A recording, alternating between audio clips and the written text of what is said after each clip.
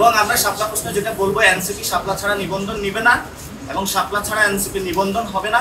এবং শাপলার অবস্থানে আমরা রয়েছি। আমরা নির্বাচন কমিশনের কাছে ব্যাখ্যা চেয়েছি, ওনারা এই পর্যন্ত কোনো ব্যাখ্যা দিতে পারেন নাই।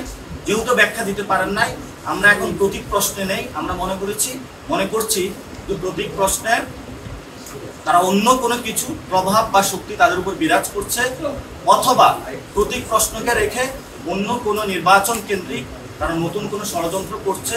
আমরা মনে করি যে এই মাসের মধ্যেই এটা জাতির সামনে স্পষ্ট হবে এবং এই মাস পর্যন্ত আমরা অপেক্ষা করব, দেখবো। আমরা এখনই নির্বাচন কমিশনের পদত্যাগ দাবি করছি না, তবে অনেকে আমাদেরকে এখানে বলেছেন নির্বাচন কমিশনের মধ্যে যে আপনাদের কি ঘেরাও বা এরকম কোনো দেওয়ার চিন্তা ভাবনা। আমরা এটা ডিরেক্টলি বলেছি যে আমরা গণতান্ত্রিক প্রক্রিয়া যেতে চাই।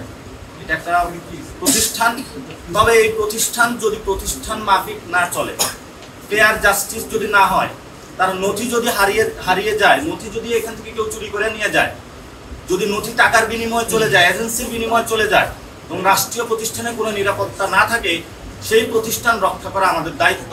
এবং এই রক্ষা করতে যদি আমাদের মৃত্যু হয়, সেই মৃত্যু আমরা হাসিমুখে বরণ করতে প্রস্তুত।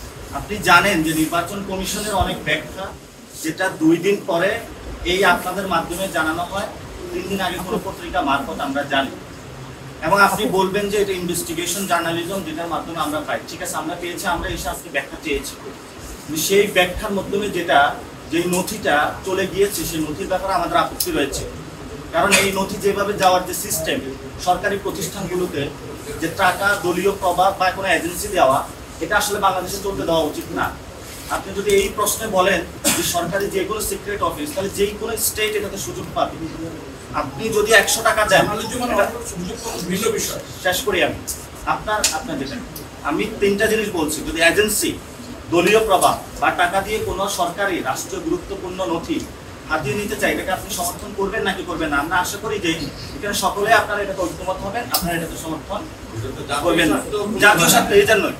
কিন্তু ইলেকশন কমিশনের যদি নথি চলে যায়, যে সার্ভারের মাধ্যমে যেখান থেকে চলে যায়, সেখান থেকে আইডি কার্ডের যে ইনফরমেশন সেগুলো যেতে পারে। এই জন্য আমরা বলি যে ইলেকশন কমিশনটা বাংলাদেশের সকল মানুষের তথ্য ভান্ডারের জায়গায়, এটা খুবই সেন্সিটিভ একটা প্রতিষ্ঠান। সেই প্রতিষ্ঠানের জায়গায় আপনারা আপনাদের অ্যাক্সেস নিয়ে কাজ করতেছেন, এটা সবাই ওয়েলকাম জানাচ্ছে। কিন্তু আপনাদের এটার মাধ্যমে এমনও কেউ না হোক যার মাধ্যমে প্রতিষ্ঠানটা ধ্বংস হয়ে যায়, সেই জিনিসটা আপনারা লক্ষ্য রাখবেন।